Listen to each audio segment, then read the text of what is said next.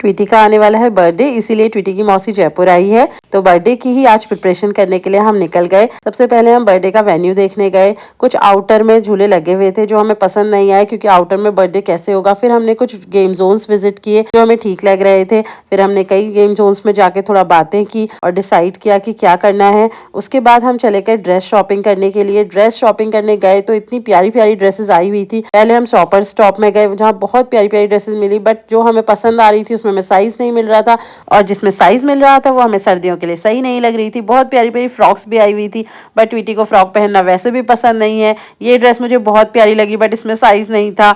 बीच में हम कुछ रिटर्न गिफ्ट के आइटम भी देखने लगे। कुछ चीजें हमें ठीक भी लगी और कुछ चीजें समझ नहीं आ रहा था इस एज के बच्चों को क्या दें। फिर हम आगे बढ़े शॉपिंग करने के लिए। हर जगह से हमने कुछ ना कुछ चीजें ली, बट हमें अभी तक बर्थडे का ड्रेस डिसाइड नहीं हो पा रहा था।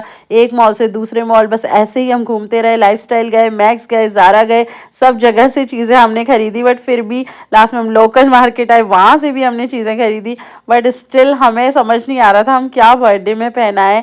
बस ऐसी मस्ती करते हुए हमें अंधेरा हो गया और नवीन बोले अब जल्दी घर पे चलो, बहुत लेट हो चुकी है। इस गुस्से में उन्होंने लिफ्ट बंद कर दी। फिर हमने लिफ्ट खोली और हम चले गए, गाड़ी में बैठ गए। फाइनली गाड़ी में बैठ के हम निकल गए। अब बात हो रही थी कि डिनर कहाँ करेंगे। मैंने सोचा घर पे ही बना लूंगी, बट नवीन बोले नहीं नहीं, आज तुम भी थक गई हो। तो नवीन को मुझ पर दया ही, बोले चलो बाहर ही खा लेते हैं। फिर हम गए और सब यहाँ रेस्टोरेंट में पहुंच के अपने अपने फिर से फोन देखने लगे, क्योंकि आज पूरे दिन किसी ने भी फोन नहीं देखा था। फाइनली खाना आ गया और सब देखकर बहुत खुश हुए और एक सेटिस्फेक्शन मिला कि बर्थडे की सारी प्रिपरेशंस आज हमने ऑलमोस्ट डन कर ली हैं, क्योंकि नेक्स्ट सैटरडे को है ट्वीटी का बर्थडे।